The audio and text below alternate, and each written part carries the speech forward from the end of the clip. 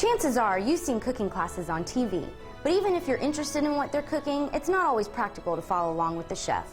Fortunately, we have another option for you.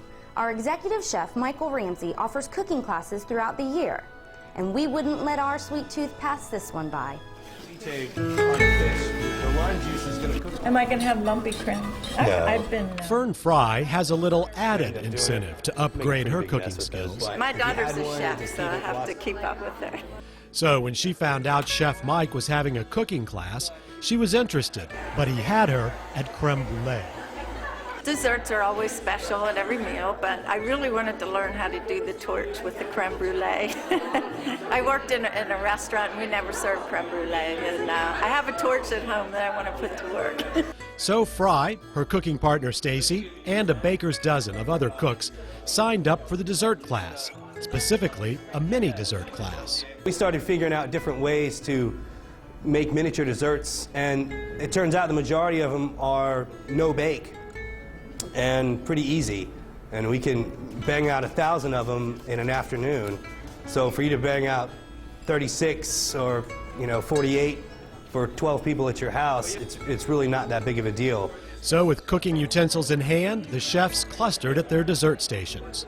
And what I'm going to do is kind of start at a section. We're going to do the chocolate pâte de crème first, kind of move on to the key lime, the creme brulee, the espresso mousse, the fruit cobblers, and then the lemon berry tarts. This is one of a series of cooking classes Chef Mike offers every year. Learning the new techniques for making the different food. Yeah, it's fun. In addition to these lessons, the staff also served up a nice dinner for students. By the time the lessons were over, this group had created rows of mouth-watering treats. The chefs now had some new tricks up their aprons and some new uses for that torch. Chef Ramsey's got some great ideas for some upcoming cooking classes, so keep an eye out for your monthly newsletter for more details. Some of those sweet treats ended up on the Thanksgiving table here at the club. If you haven't tried our Thanksgiving Day buffet or haven't in a while, we thought it'd be interesting to show you just what goes on to prepare for this event. The Thanksgiving pageantry is impressive and, of course, not easy to pull off.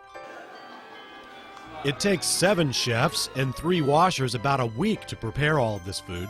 They begin some 7 days out with the desserts. Then there's the floral arrangements, the salads, the vegetables, and the plates.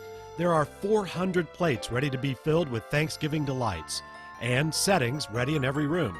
The logistics require an enormous staff that meets to prepare the game plan before the big meal. While back in the kitchen, the cooks are still cooking. You gotta keep it organized or else if you just paint yourself into a corner.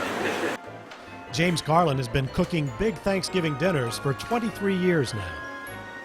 Well, we've been doing this for a few days now, and it takes like 3 days to do this.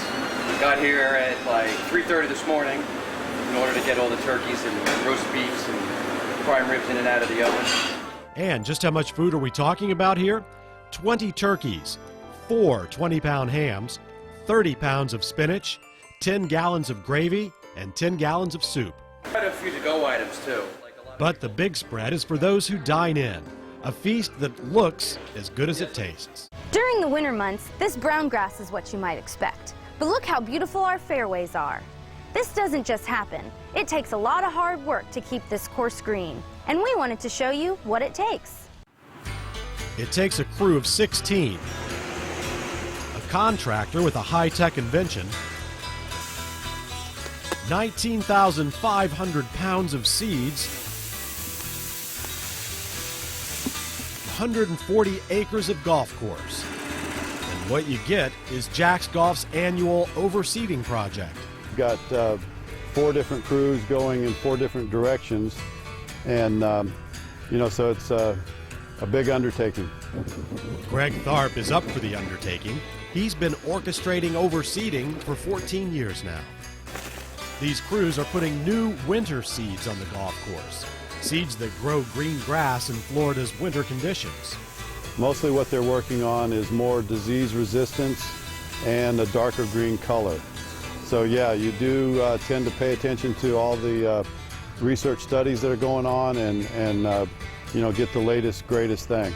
This year, the latest greatest thing is a perennial ryegrass along with a special blend for the greens. I think we could possibly attain a darker green color, which would be nice. Always striving for that dark green, really lush looking fairway. And then it's a little more disease resistant. In addition to the traditional seed spreaders, the club also uses this machinery. It's a special fairway seeder that blows the seeds down into the turf, which is a good thing. The pink suds mark where the seeds have been applied. Came up with the concept about 10 years ago. We just happen to have the machine's creator and company president overseeing the job today. It's typically your higher-end golf courses are doing this. We do, well, obviously, Greg's golf course, the Sea Island companies, all their golf courses are done, the Breakers, a lot of the golf courses down in the Palm Beach area, and then high-end resort golf courses in it. With seeds in place, the crew tends to their crop for the next few days. Cooler weather perks up the new grass, but it will give way to the Bermuda grass that will reawaken in April. To the maintenance crew, colder weather means overseeding, but it also means Christmas lights. And here's a quick tour of our community, all decorated for the holidays.